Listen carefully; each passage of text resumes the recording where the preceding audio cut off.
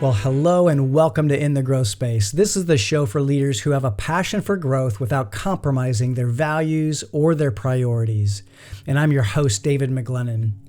You know, our goal here with the podcast is to help our listeners chart their own growth path in whatever area of life they're focused on. You know, for some of our listeners, they're looking to grow their business. Some of them are perhaps looking to grow their business team. Some of them are growing their career or maybe their personal financial life or their spiritual life.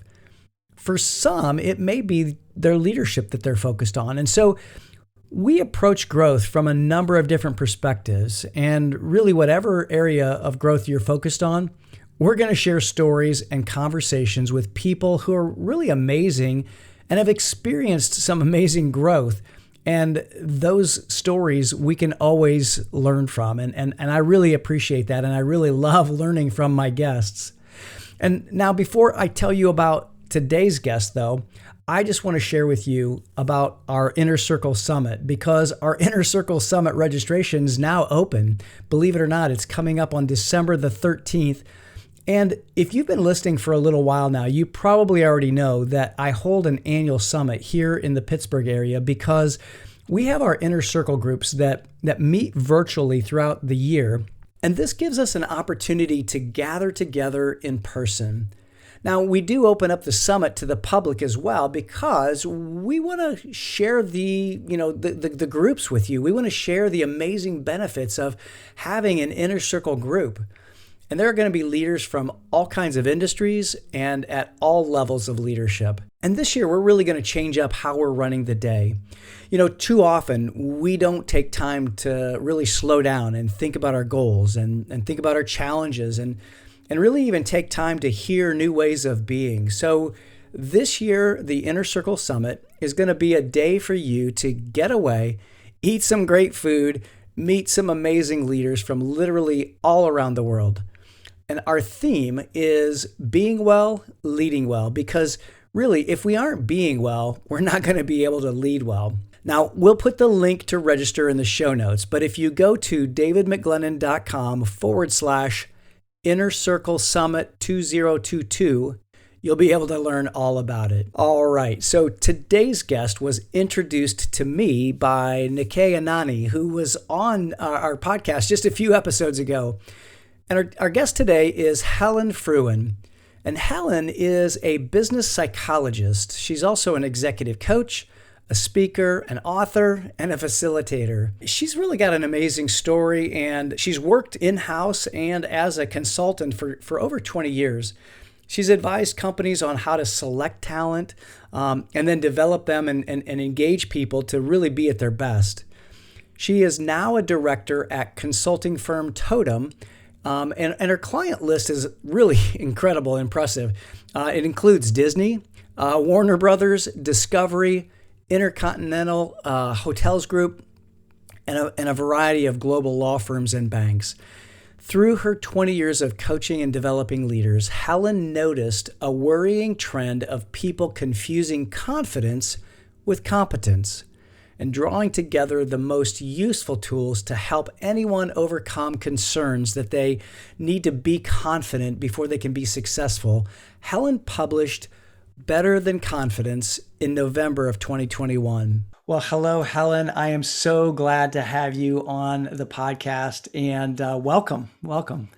Thank you. Very glad to be here. I think we're going to have a very interesting conversation today. I agree. I know that just as we were talking before we hit record, I'm excited about this conversation because, you know, I work with emerging leaders all the time, and one of the things that they tell me is that they want to get confidence. They want to gain confidence and gain confidence in their leadership and really with their boss, with their peers.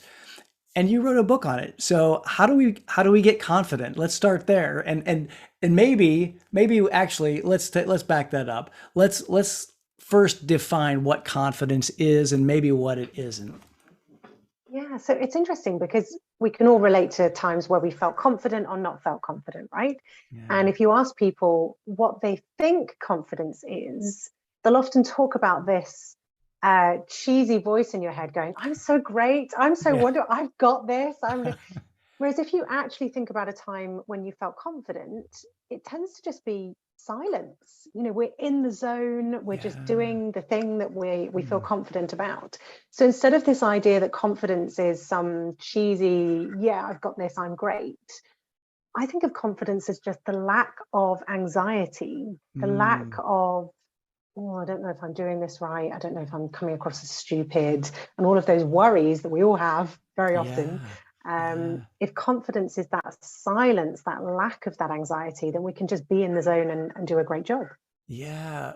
Well, and that's fascinating because I know that I always talk to those emerging leaders about the stories that we make up in our head. And so those voices in our head are probably the things that are making us or helping us to not feel that confidence or not be in that zone. Absolutely. Yeah. And of course, the challenge with all of this is that whether we're confident or not, the idea is that we want to do a good job.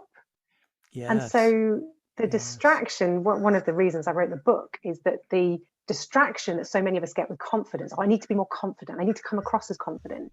You might need to come across as confident, but is feeling confident really the most important thing? Because Mm. if you ask people, like you said, with your emerging leaders, Yeah. when you say you want to be confident, what do you want to be confident for?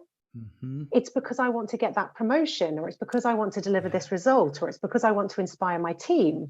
Well, then Right. focus on getting that promotion, focus on inspiring your team. Let's focus on the outcome, not the confidence. Yeah, I love that because thinking about, using the let's begin with the end in mind philosophy. If we do that, then we're pointing to the right thing as opposed to that feeling. And we all know that feelings aren't to be trusted, right? Absolutely. Yeah. Well, and I guess that too, one of the things that you said in your book, um, was that like there's you used a grid, and one of the parts of feeling like overconfident, and I may be paraphrasing the way you said it, but it was leading to laziness, kind of like, oh, hey, I got this. I've done this thousands of times, and so I'm good. So I don't need to rehearse, or I don't need to practice this presentation, or think about this meeting. And so talk a little bit about, like, how do we know that we're staying in that zone? Really great question, because as you say, there's a danger. I think one of the myths around confidence is that confidence is always a good thing. But if Right. confidence leads to that laziness or complacency Yeah. of, oh, I've got this, I'm fine, I don't need to put in any work. Actually, then Hmm. how does that come across to the other person? Does that then mean my presentation isn't as good? I Yeah. haven't thought about people's questions, I'm not prepared, and so on. Mhm. So how do we judge what's the right level of confidence, or what's the right? We've got to come back to competence, or the outcome that we want, Mhm. because we get so confused between confidence and competence. Yeah. So if I feel confident, that doesn't necessarily mean I'm competent. For Right. many of us who lack confidence, we assume that because we lack confidence, we're not competent. Mhm. But if you ask those people, what do other people say about you? Oh, they say I'm great. They say my presentations are brilliant. Yeah. Okay, so maybe I should trust their opinion, perhaps a Right. bit better Right. than mine. Yeah. So, again, in terms of, to answer your question of how we might judge, Yeah. what level of confidence, or how am I in the zone, Mhm. forget confidence, because confidence is all about being, frankly, self-obsessed. Am I That's so feeling good. Yeah. okay? Am I coming across well? Does David think I'm stupid? Do the listeners think I'm a Yeah. bit of an idiot? It's all Yeah. about me. Whereas if I Right. start from, actually, who is David? What is he interested in? Who are his listeners? What might Right. they be interested in today? Yeah. And what can I prepare that will Mhm. help add most value to them? Mhm. Instead of being focused on me, or worse, lazy and complacent and not thinking about anything, I'm focused on the audience or my Yeah. team or my client or my stakeholder. And that's what's going to get us the better outcome. Yeah. Gosh, Helen, that's really good, and it's great advice, because I think that too often emerging leaders and actually, to be honest, executive leaders do the same thing. I mean, it's because they're focused on, their executive presence and that gravitas and so it's not about me. It's about my team. It's about the work that I'm doing. It's about others. And when we change that focus, that's going to help us to get into that correct quadrant, right? Absolutely. Because what is presence? If we think about it first off as being present, Uh-huh. that means I'm obsessing a lot less about how I'm coming across, and Yeah. I'm more interested in you and what you're saying and listening to you than Yeah. I'm being present, which is going to contribute to the feeling of presence. Yeah. Yeah. How do we get away from really relying on our feelings then? How do we like make that transition to just when we feel when we feel that lack of anxiety, how do we get there, I guess, is my question. And let's be frank about the fact that this isn't going to be an overnight fix, right? Because if Yeah, I right. feel massive amounts of anxiety, like Yeah. right now, if I was like, oh, I feel so nervous, I feel Yeah. full of anxiety, to just, oh, you just do this and that will go away. Right. Well, that would be a great pill to take. That would be Exactly. fantastic. I think we both could So, be rich if we invented that, right? yes, absolutely. I love it. So, what can we do instead? This is a lifelong work. It's a piece around noticing, I guess, with all emotional intelligence, right? It's Yeah. noticing what emotion am I feeling? Hmm. What are some of the thoughts, or as you worded, I love that. What are the stories I'm telling myself? What are the Yeah. narratives there that are contributing to that feeling of anxiety? Now, once I've noticed that, so I notice that whenever I go into a presentation with X stakeholders, Hmm. I feel very anxious. I tell myself I'm not good enough. I don't know enough to be in that Hmm. room. Hmm. So I notice the thoughts, I notice the feeling. Okay, that feeling isn't helping me. Those thoughts aren't helping me. What might be more helpful? Now, again, this is where we can often jump to the cheesy side of, oh, I'll tell myself I'll be great and Yeah. it'll all be wonderful. We've got this Right. other voice going, no, it won't. Shut up. No, yeah, right, right. Yeah. So instead of going for that cheesy positivity, what about something that's actually going to drive us towards action? And Mm, this is where asking ourselves questions, being our own little coach, yeah. is so powerful. So instead of, I shouldn't be in this room, I don't know enough to speak to these stakeholders, Hmm. maybe I could ask myself the question, what do I know? Yeah. Or what value could I add? Yeah. Or again, in terms of thinking about the other people, who are these stakeholders? What do they need? What outcome do I want? What outcome do they want? When we Mm, shift from telling ourselves stories to asking questions, we can mm. move towards more powerful action. That is so good. And I love the idea of self-coaching and asking ourselves questions. And I also know that there's a huge value in having somebody else outside of ourselves to coach us as well. And I mean, and that's what you do. I mean, you coach leaders from major companies all over the world. And I think that I having someone on the outside to help us to think differently is really important as well.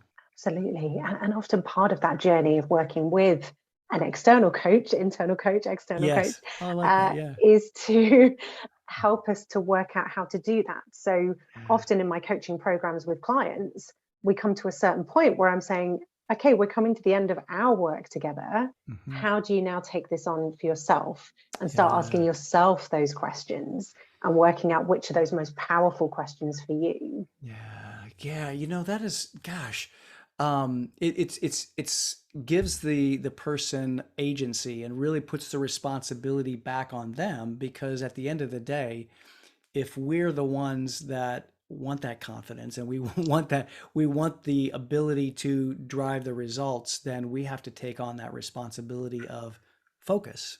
Yeah. And one thing just flashed into my head here too, Helen, and that is, how do we as an organization create the environment for the ability to allow people to step into their confidence and maybe even make mistakes around their confidence? How do we do that? Is there a magic bullet?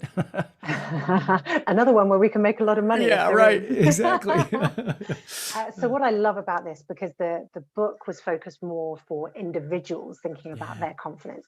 Mhm. Naturally, people take that to what can I do for my team? I've got someone, a colleague, a family member, my entire organization. How do I help them to be more confident? How do I drive a confident organization? And that becomes a conversation about psychological safety, which I know you're I also love that. super Yeah. passionate about. Yeah, for sure. Because if we create, as you say, an environment where people can speak up, can make mistakes, that is psychological safety, in the same way that I expect to work here in a physically safe environment. I don't expect something to fall on my head or to get blown up by my laptop. Yeah. Fingers crossed. Yeah, right. Yeah, me too.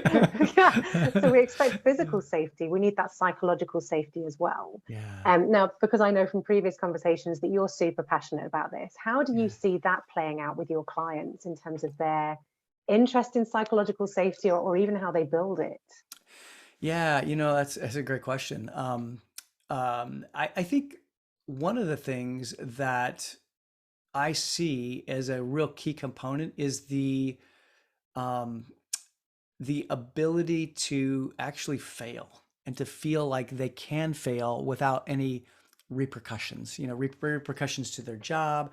Because let's face it, I mean, when we're in our job and when we're in our work in particular, that's the thing that helps us to do, keep our families afloat and our livelihood. And when that's not at risk, we lose that fear. So it's really about taking away that fear and recognizing that, look, you're not going to get fired if you fail. We'll fix it. But I think it takes leadership. It quite honestly, it takes leaders at every level of the organization to be able to say, hey, look, we're going to, in the terms of the culture work that I do, practice blameless problem solving. So let's practice blameless problem solving. Let's fix the issue and look at our processes that led to this. Did our process let us down? Did people not following the process let us down? And if so, we just need to retrain. Or do we need to change our process? And so I think that when we look at those things, leadership and really quite honestly, that behavior of practicing blameless problem solving, that's one great way to provide psychological safety within an organization. Have you seen that Love too? that. Oh, absolutely. In terms of having that process, I've not Yeah. heard it in that language before. I love that blameless problem solving, Yeah. because it is so often who caused this problem. It's a blame game. Yeah. The question isn't Say, really let's do is who, but what. blameless. Yeah. Right. So what Yeah. happened? What went wrong? What were some of the things that contributed to going well? What contributed to it not going well? I love Yeah. that blameless problem solving.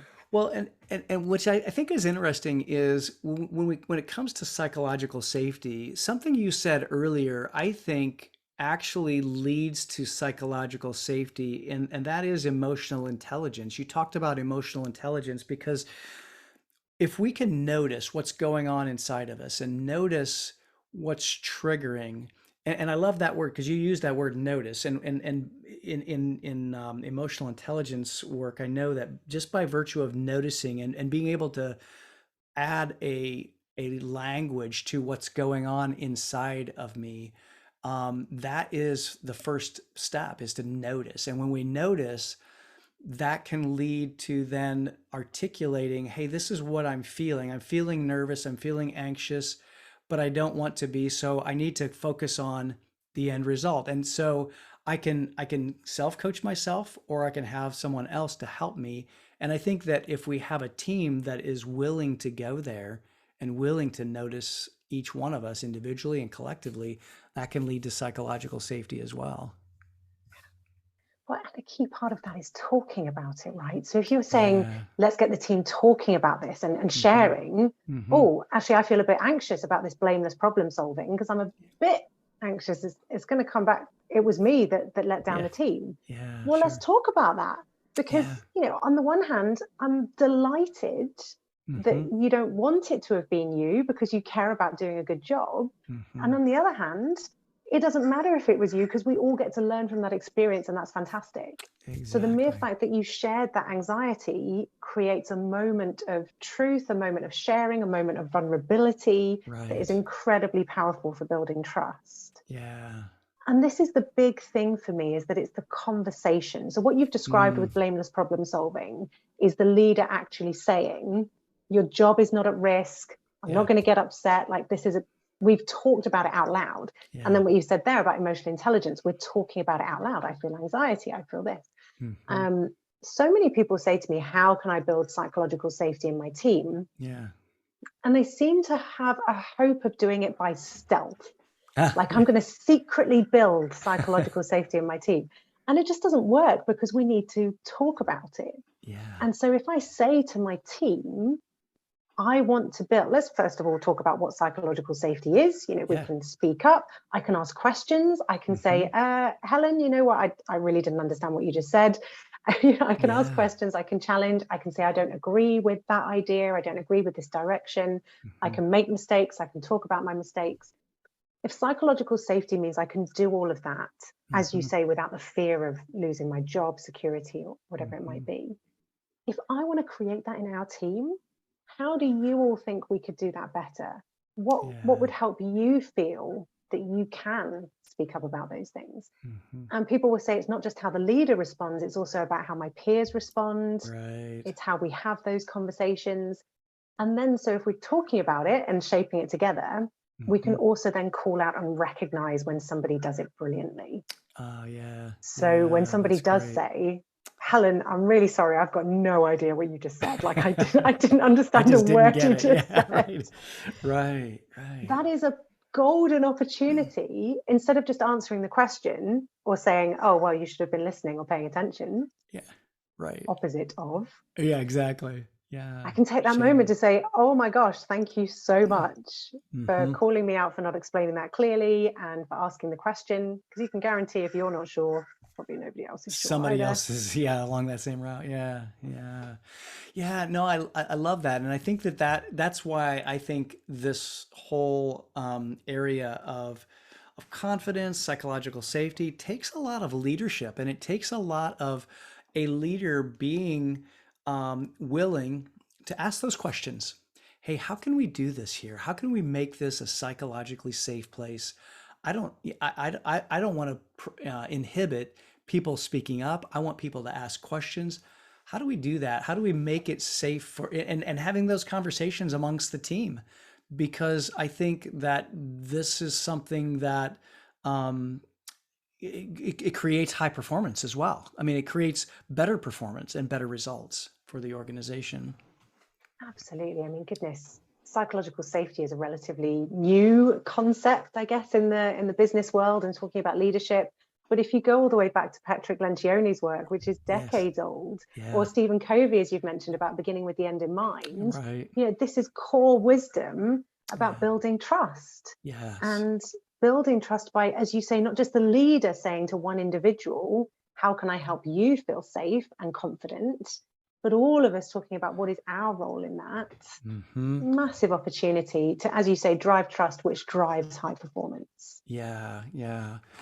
I want to shift gears for just a second because I know in your book you talk about thinking tools and you share a number of thinking tools, and we won't go through all of them for sure. We want people to actually go and buy the book. And I know that we'll have a link to the book in the show notes. We've already got that ready. So I know that'll be there. But what do you think maybe if you pick one or two thinking tools that you think an emerging leader and an executive leader both could use, what's one or two that you think are really important? Sure. So I'm going to go back to the ones we kind of already mentioned a bit, because they Okay. are the most important in the context you've described there. So being outcome focused and being others focused Okay. is Okay. the whole begin with the end in mind. What am I trying to achieve here? Am I Mm-hmm. trying to achieve X promotion? Am I trying to Uh-huh. achieve that we deliver X result? well, then let's focus on those things. Not, am I confident enough? Do I think I'll do okay? Actually, Mm-hmm. what is that outcome?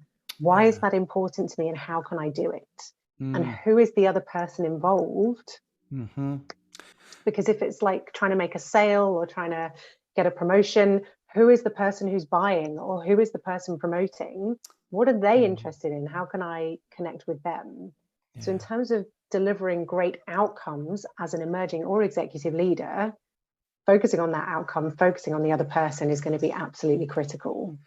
So if I'm hearing you right, I mean, really what you're saying at the end of the day, it's two things. It's self-coaching, asking myself those questions like, well, what do I really want? What's driving me? And and how do I get there? And so asking myself those questions and then focusing on the other person and focusing on the outcome. Yeah. Absolutely. Yeah. Okay. Yeah. That's really good. The other one is coming back to your point about executive presence. Yeah, I love that. Yeah. So Get asked when that I all the was time. saying earlier, yeah, when I was saying earlier, oh, I need to be confident, I need to look confident. And I said, well, maybe you need to look confident. In terms of feeling confident, you don't necessarily need it. Looking confident, or the way I describe it in the book, is being credible, having Mm, mhm, credibility, having executive presence, having gravitas, however you mhm. want to describe it. And Yeah. I don't think we can help but describe it and then get a bit broader in the Yeah, I was shoulders. just gonna say, I even noticed A your, big yeah, yeah, gravitas, yeah. exactly. um, Yeah, there's a reason that we do that. yeah. That credibility, gravitas, coming across as confident Hmm. isn't so much to do with whether or not I feel confident. It's more to do with those micro changes in behavior. Mm. Oh, So yeah, even if I'm not feeling confident, could I put those shoulders back? Could I yeah, lift that chin? yeah. Could I have a slower pace of Hmm. voice that Hmm. indicates I'm in control, rather than panicking and speaking really quickly because I'm really full of anxiety and blah, blah, Yeah, blah. yeah, So if we think about, and I say this is a thinking tool, but it's really more of a behavior tool, yeah. what are the behaviors that indicate executive presence, gravitas, credibility? Hmm. And what if I just learn how to demonstrate those behaviors? Yeah, yeah, Because then I don't have to wait to feel confident. I can just start demonstrating those behaviors that I want to show. yeah. Wow, yeah, it's what I'm thinking about is it's really being who I who I say I want to be, and it comes out in those behaviors and being aware of how do I hold my shoulders, how do I talk, and how do I pause if I need to, and how do I, so what are, I guess the question then, if I'm self-coaching myself, are what are those behaviors that I see leaders who really exude that executive presence, if I want to call it that, or gravitas. Um, what do I see them doing? And you even explained it. They talk slower. They're very deliberate. They may pause. They may think, and it's okay for them to think. And so, being that first is what I'm hearing you say is really we need to demonstrate those behaviors, and then kind of the feelings will come after that. You know? Right, Yeah. right. And what's Interesting. so fascinating is when you say, okay, let me look at those people I respect. Let me look at those people who I think have this Hmm. magical presence. When you Yeah. are coaching someone and you say to them, okay, what are they doing? Oh, they've just got natural born charisma. They just seem to hold the room. They just seem, Yeah. no, no, no, no, no, no, no. Stop, slow down, micro analyze. What are they doing? Hmm. Well, they seem to have their hands open when they're speaking. Yeah. Or I noticed that they, like you say, like when they answer a question, they stop and they look up and they pause before they speak. And you really start to break down those micro behaviors. Hmm. It's okay, how do you judge yourself doing that? Oh, well, if I stand with my hands open, I feel like I'm a bit stupid because I'm just standing with my hands open. And if I ever pause, ever for like a millisecond, I think other people think I'm stupid and I don't know what I'm talking about. Hmm. Okay, so the way you're judging yourself and the way you're judging others is totally different. Two different things. Yeah. Let's Yeah. start to challenge that. Ah, man, I love that. I love that. And I really love the idea of really looking at those micro behaviors and like even a hand gestures. It's interesting. I listened to a podcast not very long ago with another author who talked about those behaviors. Those I think our book was called Cues. Vanessa Van Edwards. I don't know if you've heard of her or not and seen her TED Talk, but she was talking about the same thing. Like when I look at a leader who exudes confidence and openness, they have their hands open, their palms are up. If there's strength, they're going to be palms down. And so looking at those leaders who you perceive as strong and confident and have that executive presence, we can then just emulate those, is what you're saying. As simple as that. Yeah, amazing. So there you go. Interesting. After you've listened to this podcast, go listen to that one. Just go listen. Yeah, yeah, yeah. Yeah. Oh no, that's great. That's great. Well, so tell me, in your work with, these major companies that you've been, really blessed to work with, what are some of the things that you do to help these leaders? Like, what are some of the programs that you put these leaders through? I'd love to just kind of hear that and share that with the audience. Yeah, so I guess a bit of a mix. So some of it is, as you say, is the coaching side. So working with someone one-to-one to help them think through their specific challenges, whether that is about how they come across with presence or how they build relationships or adapt their style is a one that comes up a lot, right? Hmm. So how do I have presence in this context, but maybe that's different in this context? Where do Oh, I need to okay. adapt? Yeah, interesting. So there's that one-to-one coaching side, which, as I say, the perhaps part that I enjoy most of that is getting towards the end, which sounds quite sad, really, Yeah. towards the end of a coaching program. But where you see someone start to take that ownership for how do I do this for myself? Hmm. How do I become my own coach? I love to see that transition. But as you say, then there's programs. So whether those are online little one-off sessions, someone says, we've never heard of psychological safety, come and Yeah. run us a 90-minute webinar to introduce us to what it is and how we could do something about it. Just those short, sharp sessions. And then, of course, you've got the longer, perhaps over 6 months, a number of programs with people to bring them back together and say, okay, if we're wanting to develop our leadership skills, Hmm. our emotional intelligence, our Hmm. presence, all of those things together, let's maybe once a month or twice a month get together face to face or online, have those discussions, have some input. And then it's the classic of go away, do something, and then come back next time and tell us what you did, Tell which us is what you did. so Yeah. powerful. The Yeah. accountability to actually apply what you've been learning is very, Yeah. very important. Yeah, absolutely. I totally agree.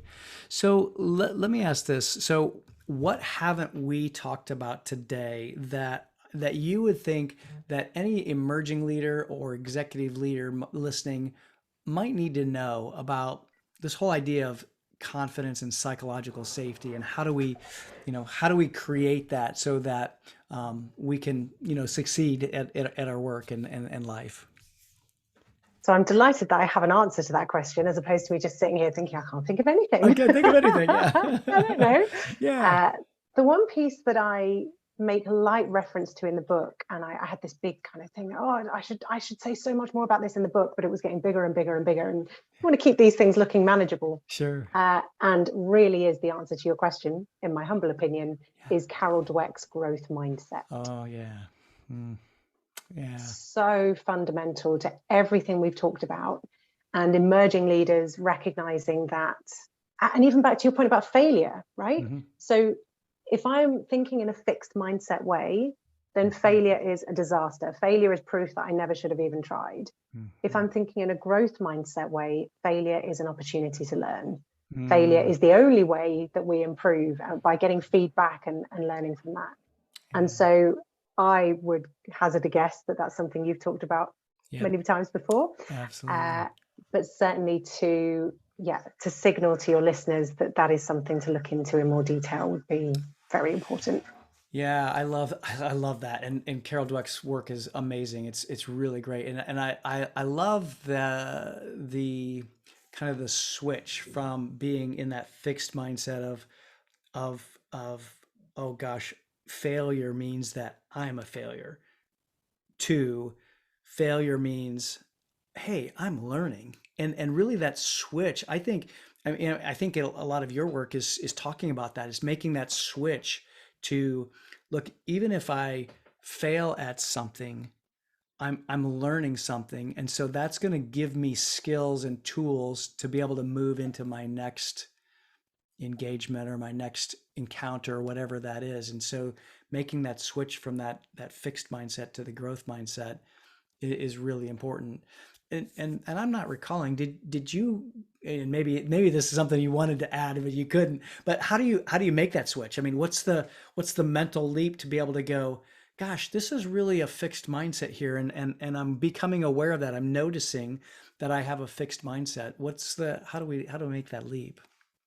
So as you've just started there with the noticing, it's exactly the same, right? It's emotional intelligence, it's using the confidence thinking tools. It's all exactly the same. What we're talking about is noticing that we're having a thought that's not really serving us. It's not really helping us get to the best outcome. So if I believe I'm a failure, what do? I stop, I give up, I don't try again. It's not really serving me. So once I've noticed I'm having a thought that's not serving me, it's the opportunity to ask or be asked by a coach, what thought might be more helpful here, or what belief might be more helpful, which in the confidence piece might be to say, what outcome do I want? In the failure piece, the fixed mindset might be to say, well, what if? The what if question is so helpful, because if I say I'm a failure, I failed, I should give up. What if I believed that this failure was an opportunity to learn? What if I believed I could improve? Because if we just go with the cheesy, hey, I'm learning, hey, failure is a positive, we could be again, no, I disagree, shut up. Right. Disagree with ourselves. Whereas what would I do right now if I believed that this failure was an opportunity for me to learn? Well, if I believe that, I might actually think about what I could learn, and I might do, okay, well then what if I chose to do that? Yeah. I love the what if, because that gets us outside of ourselves again, right? So much of this is about us getting outside of ourselves. I'm noticing a theme here, Helen. Yeah, exactly. Yes. getting outside of ourselves and thinking about others, and thinking, outside of what's going on in my own head. I love that. Which is often a breakthrough for people, because you very rarely meet someone who says, I really love being selfish. Like being self-obsessed is my favorite thing about me. There may be some narcissists that think that way, but not most people.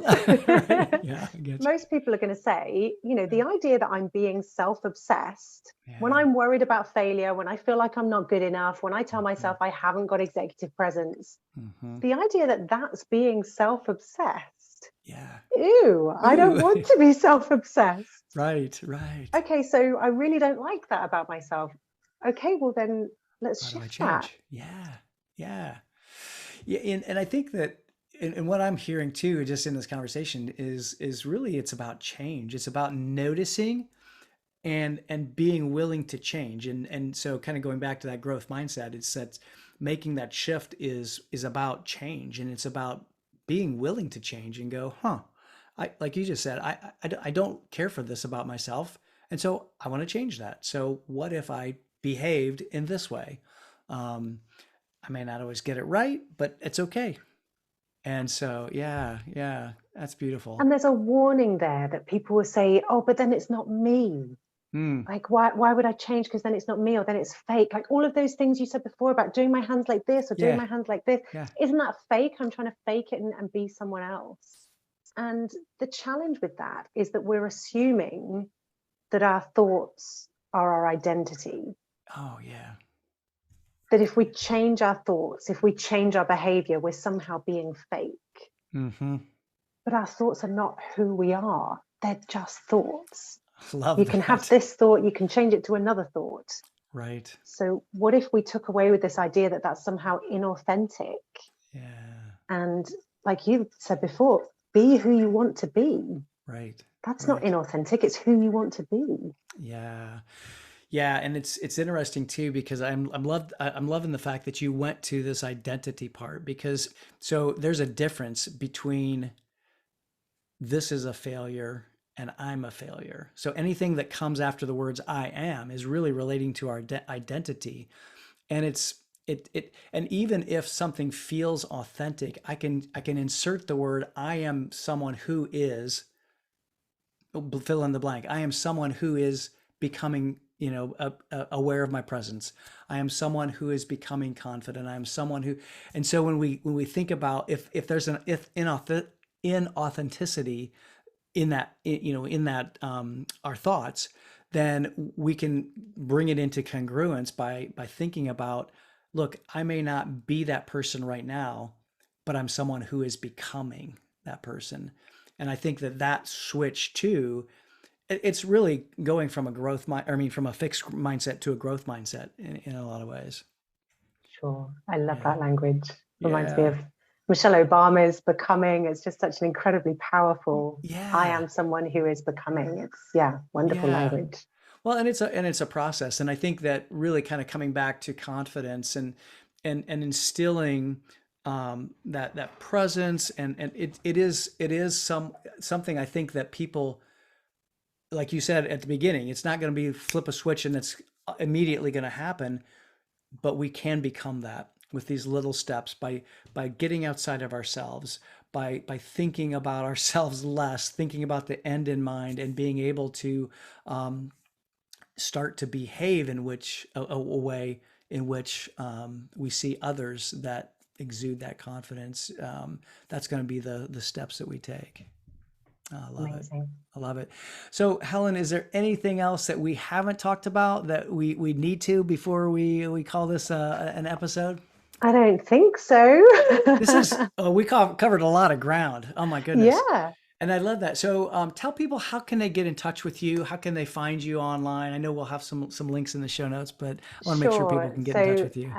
Probably the easiest way, so something we set up with the book was a website just with my name on it, so helenfrewin.com. There's the book. You can go find it on Amazon. As you say, the links will be in the show notes. Yeah. So the book is Better Than Confidence. My name is Helen Frewin. Yeah. Also, the corporate website is totem-consulting.com. So you can find more there, or find me on LinkedIn, because there's not that many Helen Frewins in the world. So you can find me there. What's Totem Consulting? So I'm letting my curiosity get the best of me. So what's the story with Totem? Like a totem pole, right? It is, yes. So our founder, Colleen Adicott, back in 2008, was in the classic kind of starting up a business. It was just her. She was like, shall I call it Colleen Adicott Associates or Colleen Adicott Limited? And she really wanted, she's a very visual person. She wanted to have a brand that was something tangible. And she couldn't find anything. She was literally flicking through a dictionary trying to find ideas. And she stumbled on the word totem in the dictionary. And it said a symbol of a tribe and its unity. And she had the goosebump moment of, that's what our work is about, is creating that sense of tribe, creating that unity that, as you and I have talked about the whole way through this, drives those results, drives that performance. And that was Totem. I love it. I love it. So kind of a symbol to be able to create a tribe and denote a tribe. I love that. That's awesome. Thank you for sharing that. That's great. Yeah. Love it. My pleasure. Helen, thank you so much. This has been a delightful conversation, and I've really learned so much. I mean, I think our listeners are going to take a lot away from this conversation to help them with their confidence and really looking at the end results as opposed to the actual confidence itself. So I appreciate that. Fantastic. Well, likewise, I'm taking away blameless problem solving, and I am someone who is becoming. I love the language. It's brilliant. I love it. I love it. Well, thanks again for being on the show today. Thank you. Well, that was a fascinating conversation with Helen. I really enjoyed her approach and really enjoyed her perspective on what confidence is. I love the definition. It's a lack of that anxiety or a lack of worry about how I'm coming across. And I also really liked the fact that she said that confidence is a focus on me rather than someone else. And being confident is different than feeling confident. And being confident is being in that zone where we're not telling ourselves stories about how we're coming across. We're simply in the zone doing the work, and those anxieties are not there. The other thing that I took away too was really a new perspective on executive presence, because that too is a focus on others and focusing on how they're perceiving me and how I'm coming across. And so I think that the idea and point that she made about shifting from telling ourselves stories to asking more powerful questions, I think that's such a great approach. And then the idea too that we can build psychological safety within our organizations, safety to be able to share what we're feeling, what we're thinking about, and just being able to, and practicing blameless problem solving is definitely one of those ways in which we can build psychological safety within an organization by looking at the question of what and not who. We actually are able to solve the problem, but not point a finger. Now, is there a point where we have to ask ourselves, is someone not following the protocols, not following our standard operating procedures? We have to ask ourselves that, and sometimes that's the case, and so maybe we have to retrain someone. But the idea of being psychologically safe to be able to say, hey, what's going on here, is such a great way to build confidence in people, knowing that they can fail and allowing them to fail. So I hope that this conversation was impactful for you, and I hope that it really helped you to look at confidence in a new way and a different way. And I hope too that you'll go out and check out Helen's book. There's a lot of great tools, a lot of great thinking tools. And one of the things that I really appreciated about this conversation and about Helen in her approach is that she uses a lot of self-coaching questions, and those tools are really great tools. So I want to end the episode with a question. What is one thing that you can do today based on what you heard in this episode? Let's put that into place. Now, before I go, coming up in the next episode is a conversation with a leader who said yes to her dream, and it's changing the world. You aren't going to want to miss this episode, so be sure that you go subscribe. And if you would, please give a rating and review while you're there. I read all of them, and it really tells me what kinds of episodes are the most valuable to you. So thanks for watching or listening, and until next week, stay in that growth space and be well.